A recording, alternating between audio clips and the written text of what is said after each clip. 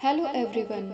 आज divine story series में मीराबाई जी के जीवन की कुछ रोचक घटनाओं के बारे में हम आपको बताएंगे। लेकिन उससे पहले प्लीज़ चैनल को लाइक कीजिए, शेयर कीजिए एंड सब्सक्राइब कीजिए।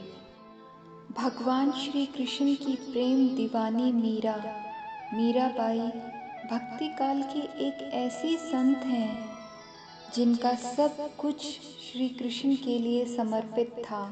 यहाँ तक कि भगवान श्री कृष्ण को ही वह अपना पति मान बैठी थी। भक्ति की ऐसी चरम अवस्था कम ही देखने को मिलती है।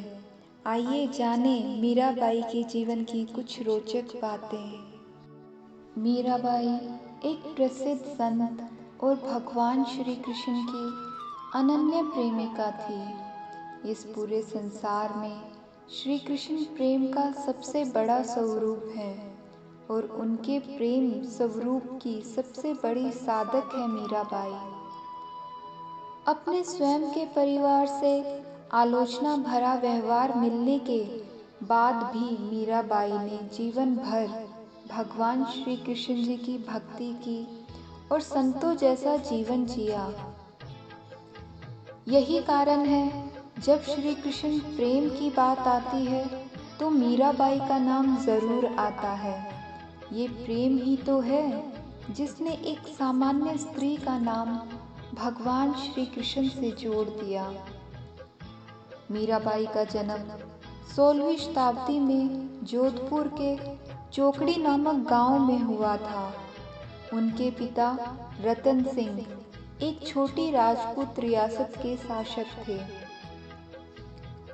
मीराबाई जब मात्र 3 साल की थी तो एक साधु घूमते हुए उनके घर आए और उन्होंने मीराबाई के पिताजी को मीराबाई के लिए श्री कृष्ण जी की एक छोटी सी मूर्ति दी। रतन सिंह ने वो मूर्ति आशीर्वाद स्वरूप स्वीकार की, लेकिन उन्होंने वो मूर्ति मीराबाई को नहीं दी क्योंकि उनको लगता था कि ये मीराबाई को अच्छी नहीं लगेगी। लेकिन वो कृष्ण की मूर्ति तो मीराबाई का मन मोह चुकी थी। उस दिन मीराबाई ने जब तक पिता से वो मूर्ति ना ले ली तब तक उन्होंने खाना नहीं खाया। श्री कृष्ण की उस मूर्ति से मीराबाई को इतना लगाव हो गया कि वह हर समय उस मूर्ति को अपने प्राणों की तरह अपने साथ रखती। मन ही मन मीराबाई श्री कृष्ण जी के उस स्वरूप को अपना चुकी थी। उनके लिए अब श्री कृष्ण ही उनके मित्र, सखा, प्रेम सब कुछ थे। मीराबाई जब 8 वर्ष की हुई तब एक बार उनकी गली में बारात आई हुई थी। सभी औरतें घर की छत से बारात को देख रही थी। मीराबाई भी वहीं थी। बारात में दूल्हे को देख मीराबाई ने माँ से पूछा, माँ, वो जो घोड़े पर बैठा है वो कौन है? माँ बोली, बेटी, वो दूल्हा है। इसका आज श्री गोपाल जी की पुत्री से विवाह है। मीराबाई ने पूछा, माँ, मेरा भी विवाह होगा क्या? माँ हंसते हुए बोली, हाँ मेरी लाडो, एक दिन तेरा भी विवाह होगा। मीराबाई कुछ सोचते हुए पूछती है, फिर मेरा दूल्हा कौन है माँ? माँ बोली, अभी कैसे बताऊं, जब आएगा तब देख लेना। उस दिन मीराबाई ने जब तक पिता से वो मूर्ति ना ले ली तब तक उन्होंने खाना नहीं खाया। श्री कृष्ण की उस मूर्ति से मीराबाई को इतना लगाव हो गया कि वह हर समय उस मूर्ति को अपने प्राणों की तरह अपने साथ रखती। मन ही मन मीराबाई श्री कृष्ण जी के उस स्वरूप को अपना चुकी थी। उनके लिए अब श्री कृष्ण ही उनके मित्र, सखा, प्रेम सब कुछ थे। मीराबाई जब 8 वर्ष की हुई तब एक बार उनकी गली में बारात आई हुई थी। सभी औरतें घर की छत से बारात को देख रही थी। मीराबाई भी वहीं थी। बारात में दूल्हे को देख मीराबाई ने माँ से पूछा, माँ, वो जो घोड़े पर बैठा है वो कौन है? माँ बोली, बेटी, वो दूल्हा है। इसका आज श्री गोपाल जी की पुत्री से विवाह है। मीराबाई ने पूछा, माँ, मेरा भी विवाह होगा क्या? माँ हंसते हुए बोली, हाँ मेरी लाडो, एक दिन तेरा भी विवाह होगा। मीराबाई कुछ सोचते हुए पूछती हैं, फिर मेरा दूल्हा कौन है माँ? माँ बोली, अभी कैसे बताऊं, जब आएगा तब देख लेना। मीराबाई जिद करते हुए पूछती है, बताओ ना माँ, मेरा दूल्हा कौन है? माँ कहती है, अरे बोला ना, मुझे नहीं पता अभी। मीराबाई फिर कहती है, अच्छा ठीक है, मत बताओ, और जब तक नहीं बताओगी मैं भोजन नहीं करूँगी। बेटी की जिद देख माँ ने बात को टालने के लिए श्री कृष्ण जी की मूर्ति की तरफ इशारा करके कहा, वो श्री कृष्ण ही तो तेरा दूल्हा है। बस फिर क्या था, मीराबाई के बाल मन में यह बात एक गांठ की तरह बंध गई। मीराबाई की माँ अपनी बेटी का समर्थन करती थी और साथ ही मीराबाई और श्री कृष्ण प्रेम का सम्मान भी करती थी। लेकिन कुछ ही समय बाद उनकी मृत्यु हो गई। माँ की मृत्यु के कुछ समय बाद मीराबाई का विवाह महाराणा सांगा के पुत्र भोजराज, जो आगे चलकर महाराणा कुंभा कहलाए, उनसे कर दिया गया। इस शादी के लिए पहले तो मीराबाई ने मना कर दिया, लेकिन जोर देने पर वह फूट फूट कर रोने लगी। कहने लगी, जब उनका दूल्हा श्री कृष्ण है तो किसी और के साथ विवाह क्यों कर रहे हो? लेकिन किसी ने उनकी एक ना सुनी और विवाह हो गया। किंतु प्रेम तो बचपन से मन में बसा था, उसे मीरा कैसे दूर कर दे।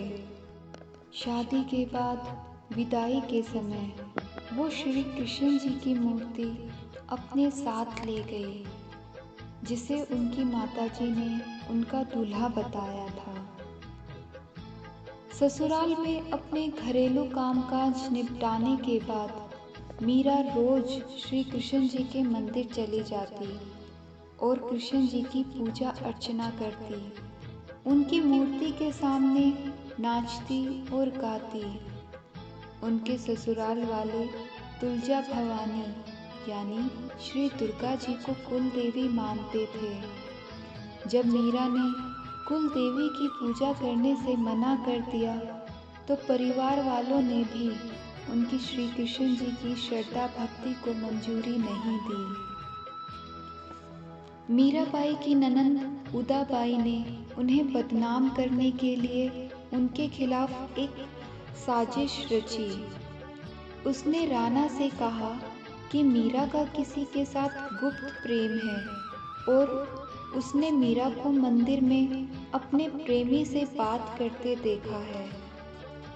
राणा कुंभा आधी रात को अपनी बहन के साथ मंदिर गया। वह मंदिर का दरवाज़ा तोड़कर अंदर पहुंचा और देखा कि मीरा अकेले ही श्री कृष्ण जी की मूर्ति के सामने प्रेम आनंद की अवस्था में बैठी मूर्ति से बात कर रही थी और मस्ती में गा रही थी। राणा कुंभा मीरा पर चिल्लाया, मीरा, तुम जिस प्रेमी से अभी बात कर रही हो उसे मेरे सामने लाओ। मीरा ने बिल्कुल शांत स्वर में जवाब दिया। वह सामने बैठा है, मेरा स्वामी, नैनन चोर, जिसने मेरा दिल चुराया है, जो मेरे रोम रोम में बसा है। यह कहते कहते मीराबाई ध्यान में लीन हो गई। इस घटना से राणा कुंभा का दिल टूट गया, लेकिन फिर भी उसने एक अच्छे पति की भूमिका निभाई। राणा कुंभा ने मीराबाई का श्री कृष्ण के प्रति लगाव देखकर महल में ही उनके लिए श्री कृष्ण जी का मंदिर बनवा दिया। श्री कृष्ण जी को लेकर मीरा इतनी दीवानी थी कि महज 8 साल की उम्र में मन ही मन उन्होंने श्री कृष्ण जी से विवाह कर लिया था, उन्हें अपना पति मान लिया था। उनके भावों की तीव्रता इतनी गहन थी कि श्री कृष्ण जी उनके लिए एक सच्चाई बन गए। यह मीरा के लिए कोई मति भ्रम नहीं था, यह एक सच्चाई थी कि श्री कृष्ण जी उनके साथ उठते थे, बैठते थे, घूमते थे, हंसते थे, खाते थे, यानी हर पल में, हर सांस में केवल श्री कृष्ण जी थे। ऐसे में मीरा के पति को उनके साथ परेशानी होने लगी, क्योंकि मीरा तो हमेशा अपने दिव्य प्रेमी के साथ रहती थी। किसी और का मीरा के आसपास होना मीरा के लिए कोई मायने नहीं रखता था। भोजराज ने हर संभव कोशिश की मीरा को समझाने की, क्योंकि वह सच में मीरा को बहुत प्यार करता था, लेकिन वह नहीं जान सका कि मीरा के साथ हो क्या रहा है। दरअसल मीरा जिस स्थिति से गुजर रही थी और उसके साथ जो कुछ भी हो रहा था, वह मीराबाई के लिए तो एक सत्य था, किंतु उनके पति को कुछ भी नजर नहीं आता था। भोजराज इतना निराश हो चुका था कि उसे कुछ समझ नहीं आ रहा था कि मीरा को कैसे समझाए। एक दिन तो भोजराज ने ऐसा भी किया, खुद को नीले रंग से पोत लिया और श्री कृष्ण की तरह वस्त्र धारण किए और पहुंच गए मीराबाई के पास। परंतु इसे दुर्भाग्य कहें या मीरा की कृष्ण भक्ति, जैसे ही भोजराज श्री कृष्ण जी का वेश बनाकर मीराबाई के पास गया, उसके शरीर पर उस नीले रंग के कारण चकत्ते उभर आए और खुजली होने लगी। मीराबाई के आसपास सब रिश्तेदार शुरुआत में तो बड़े चकराए कि आखिर मीराबाई का क्या करें, किंतु धीरे धीरे बाद में जब श्री कृष्ण के प्रति मीरा का प्रेम अपनी चरम सीमा तक पहुंच गया, तब लोगों को समझ आया कि वह कोई साधारण औरत नहीं है। अब लोग उनका आदर करने लगे। यह देख कि वह ऐसी चीज़ें कर सकती है जो कोई और नहीं कर सकता, तो उनके आसपास भीड़ इकट्ठी होने लगी। मीराबाई की भक्ति और कृष्ण प्रेम की चर्चा पूरे उत्तर भारत में होने लगी थी। कहा जाता है, जब मुगल सम्राट अकबर को यह बात पता चली, तो उनको भी मीराबाई से मिलने की इच्छा हुई। मीरा द्वारा रची गई कविताओं और मंदिर में जाकर सुरीली आवाज में कीर्तन करने की प्रशंसा अकबर को चारों ओर से मिलने लगी। अकबर हमेशा से ही सभी धर्मों का सम्मान करने के लिए जाने जाते थे। खास तौर पर हिंदू धर्म के लिए उनके जहन में एक खास महत्व था। वह कभी भी हिंदू धर्म के विकास के लिए पीछे नहीं रहते थे। यह भी सत्य है कि मुगल राज में ही शहंशाह अकबर द्वारा कई मंदिरों का निर्माण भी कराया गया। इसी कारण कई बार अन्य मुस्लिम राजा अकबर से खफा भी हो जाते थे, परंतु मुगल सियासत के उच्चतम तख्ते पर बैठे शहंशाह अकबर को कोई कुछ नहीं कह सकता था। हिंदू धर्म की ओर अपनी रुचि रखने वाले अकबर ने मीरा की प्रशंसा के बारे में बहुत कुछ सुन रखा था। उनकी आवाज़ और उनके द्वारा रचे गए खूबसूरत अल्फाज, फिर भले ही वह हिंदू भगवान श्री कृष्ण के लिए हो, इन सभी बातों ने अकबर को मीरा से बहुत प्रभावित कर दिया। इसका परिणाम यह हुआ कि स्वयं जलालुद्दीन मोहम्मद अकबर ने मीरा से मिलने का फैसला किया। लेकिन अकबर की इस इच्छा का पूर्ण हो सकना उतना आसान नहीं था जितना कि दिखाई पड़ता था। मीरा के पति उदयपुर के महाराणा कुमार भोजराज और मुगल सम्राट अकबर के बीच संबंध अच्छे नहीं थे। दोनों एक दूसरे के महान शत्रु थे। फिर ऐसे में अपने शत्रु की पत्नी से मिलना असंभव था, परंतु शहंशाह अकबर असंभव कार्य को कुशलतापूर्वक संभव बनाने के लिए प्रसिद्ध थे। इसीलिए उन्होंने फैसला किया वह मीराबाई के सामने एक शहंशाह के वेश में नहीं, बल्कि एक आम इंसान के रूप में उन्होंने अपने शाही दरबार में के नवरत्नों में से एक रत्न तानसेन की मदद ली। दोनों सन्यासी का रूप लेकर उस मंदिर में जा पहुँचे जहाँ मीराबाई अक्सर भजन कीर्तन करती थी। मंदिर में मीराबाई की मधुर आवाज़ में कीर्तन सुनने के लिए बड़ी संख्या में श्रद्धालु मौजूद थे। उनके बिल्कुल बीचों बीच भगवान कृष्ण की एक खूबसूरत मूर्त लिए बैठी थी मीराबाई। मीराबाई ने अपनी सुरीली आवाज़ में गाना शुरू किया। चारों ओर पवित्र वातावरण छा गया। श्रद्धालु मगन होकर नाचने लगे। स्वयं तानसेन और शहंशाह अकबर, जो कि सन्यासी के वेश में वहाँ मौजूद थे, वे भी खुद को रोक ना सके। कुछ देर बाद शहंशाह अकबर अपने स्थान से उठे और उन्होंने हीरे मोतियों से जड़ा हुआ एक हार मीराबाई के सामने रखी भगवान श्री कृष्ण की मूर्ति को अर्पित कर दिया। यह देख उस स्थान पर मौजूद सभी लोग हैरान हो उठे। उन्हें विश्वास नहीं हो रहा था कि एक साधारण सन्यासी इतनी कीमती वस्तु कैसे दान कर सकता है। हो ना हो ये कोई अमीर इंसान ही है जो वेश बदलकर मंदिर में आया है। लोगों की शक भरी नज़रों से बचते हुए शहंशाह अकबर और तानसेन मंदिर से कुछ ही पलों में गायब हो गए।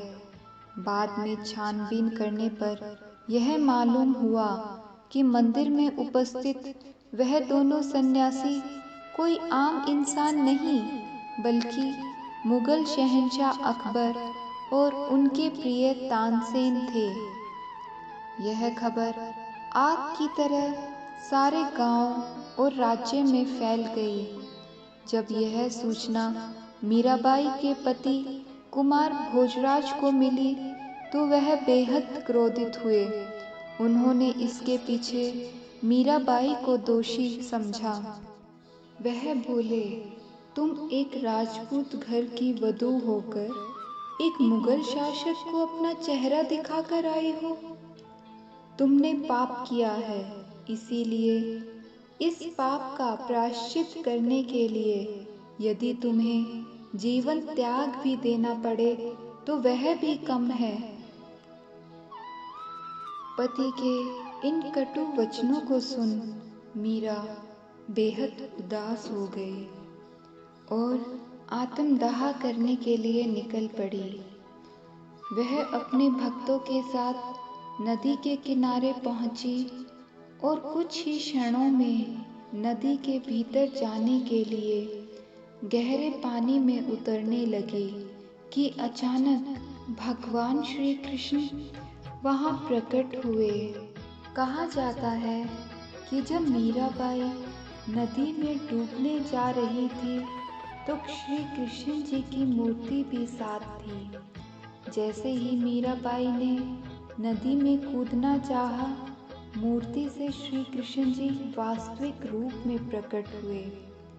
मीरा का हाथ पकड़ बोले, मीरा, तुम कायर नहीं हो। आत्मदाह करना कायरों का कार्य है।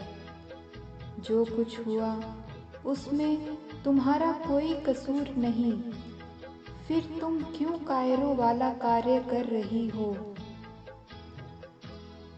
क्या तुम समाज के डर से कायर बन मेरा हाथ छोड़ दोगी? बस मीरा में तो जैसे नव जीवन का संचार हो गया। फिर भी बोली, कान्हा, क्या करूं? राजमहल में सब परेशान हैं, कोई अपने रिश्ते को समझता ही नहीं। फिर श्री कृष्ण बोले, मीरा, तुम राजमहल छोड़कर वृंदावन आकर रहो, फिर कोई अड़चन, कोई बाधा हमारे रिश्ते में नहीं आएगी। तब मीराबाई अपने कुछ भक्तों के साथ मिलकर वृंदावन चली गई। अब मीराबाई अपना पूरा समय श्री कृष्ण भक्ति को देती थी। काफ़ी समय बीतने के बाद उनके पति भोजराज को एहसास हुआ कि उनकी पत्नी एक सच्ची संत है और उन्हें मीराबाई का सम्मान करना चाहिए था। यही सोचकर वह वृंदावन आए और मीराबाई को वापस महल चलने को कहा। तब मीराबाई उनकी बात का मान रखते हुए वापस चित्तौड़ आ गई। परंतु भाग्य को कुछ और ही मंजूर था। कुछ ही समय पश्चात मुगलों से एक युद्ध में उनके पति की मृत्यु हो गई और इसके बाद तो मीराबाई का जीवन बहुत दुष्कर हो गया। उनका पूरा परिवार उनका विरोध करता था। यहाँ तक कि उनके ससुर राणा सांगा ने मीराबाई को अपने पति की चिता के साथ सती होने को कहा, लेकिन मीराबाई ने सती होने से साफ मना कर दिया। मीराबाई ने कहा कि आप जो सजा दें वो स्वीकार है, लेकिन मैं सती नहीं हो सकती, क्योंकि मेरे असली पति तो श्री कृष्ण हैं और वो आज भी मेरे साथ हैं। फिर मैं सती कैसे हो सकती हूँ? अब तो मीराबाई पर दिन प्रतिदिन जुल्म और बढ़ने लगे।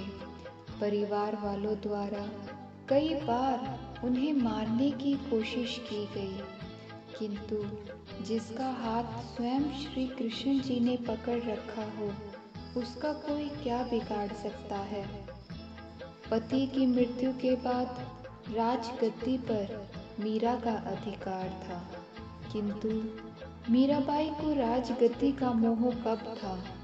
वह तो बस एक ही बात कहती थी, मेरे तो गिरधर गोपाल, दूसरा ना कोई। किंतु फिर भी राणा के परिवार वाले उन्हें तरह तरह से यातनाएं दे रहे थे, सताने लगे थे, लेकिन मीराबाई सब बातों को अनदेखा करने लगी, अपने श्री कृष्ण भक्ति प्रेम में लगी रही। श्री कृष्ण जी के प्रति मीरा का प्रेम शुरुआत में बहुत निजी था, लेकिन बाद में जैसे जैसे समय बीतता गया परिवार वाले उनके खिलाफ हुए तो मीरा के मन में प्रेमानंद इतना उमड़ पड़ता था कि वह आम लोगों के सामने और धार्मिक उत्सवों में भी भक्ति में डूबकर नाचने गाने लगती थी।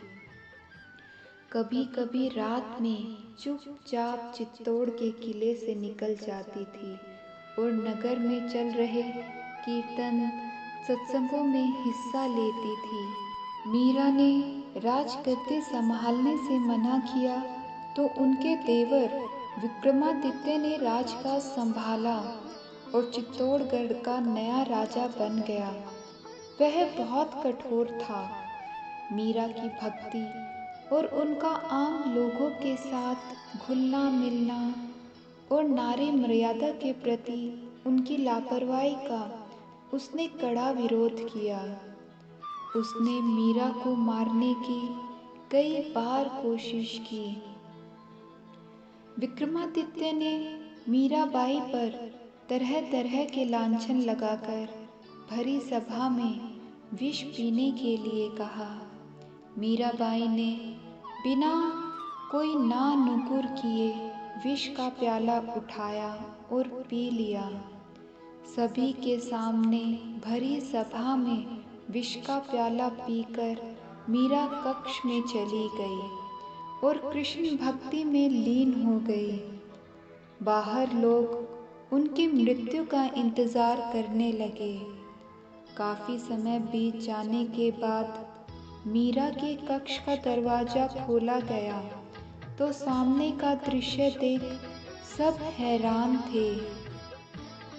श्री कृष्ण जी की मूर्ति बिल्कुल नीले रंग की हो गई थी और मीरा बिल्कुल स्वस्थ शांत मन से भजन गा रही थी। पायो जी मैंने नाम रतन धन पायो। इस घटना ने मीरा और श्री कृष्ण जी की प्रेम गाथा को अमर बना दिया। मगर विक्रमादित्य इस घटना से बौखला गया। उसे अपनी हार बर्दाश्त नहीं हुई और एक नई योजना के तहत उसने एक माफीनामे के साथ एक फूलों की टोकरी मीराबाई के पास भिजवाई, जिसमें फूलों के नीचे एक बहुत ही जहरीला सांप था। किंतु अब की बार भी विक्रमादित्य को झटका लगा। जब मीराबाई ने फूलों की टोकरी से फूल उठाए तो उसमें सांप की जगह श्री कृष्ण जी की मूर्ति निकली। विक्रमादित्य बार बार अपनी हार से इतना बौखला गए कि उसने फिर एक नया तरीका सोचा और मीराबाई के बिस्तर पर जहरीले और नोकीले कांटे बिछवा दिए। किंतु जिसके रोम रोम में श्री कृष्ण बसते हों उसका कोई एक विक्रमादित्य तो क्या 10 विक्रमादित्य भी मिलकर कुछ नहीं बिगाड़ सकते। मीराबाई जब अपने पलंग पर सोने के लिए गई तो वह फूलों की सेज में बदल गए। जब यातनाएं बर्दाश्त से बाहर हो गई तो उन्होंने चित्तौड़ छोड़ के वे पहले मेवाड़ गई। लेकिन जब उन्हें वहाँ भी संतोष ना मिला तो कुछ समय के बाद उन्होंने फिर से वृंदावन का रुख किया। मीराबाई ने स्वयं को श्री कृष्ण जी की गोपी मान लिया था और श्री कृष्ण प्रेम में सब कुछ भुला दिया था। श्री कृष्ण प्रेम में इतनी दीवानी हुई, सारे सुध बुध भूल सारे दिन गलियों में कृष्ण भजन गाती फिरती।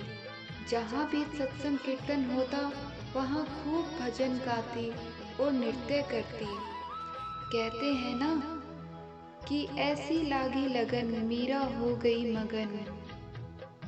मीराबाई जब यात्रा करते करते वृंदावन धाम पहुंची तो वहां पर मीराबाई जी जीव गोस्वामी के दर्शन के लिए गई।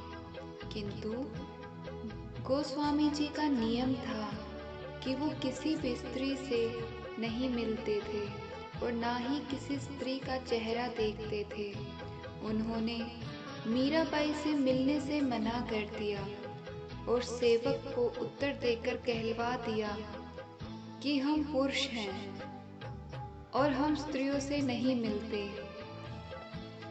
मीराबाई जीव गोस्वामी जी की इस बात पर हंसी और बड़े प्रेम से बोली, हमने तो सुना था कि वृंदावन में केवल एक ही पुरुष है और वह है श्री कृष्ण, फिर यहाँ पर यह दूसरा पुरुष कहाँ से आ गया?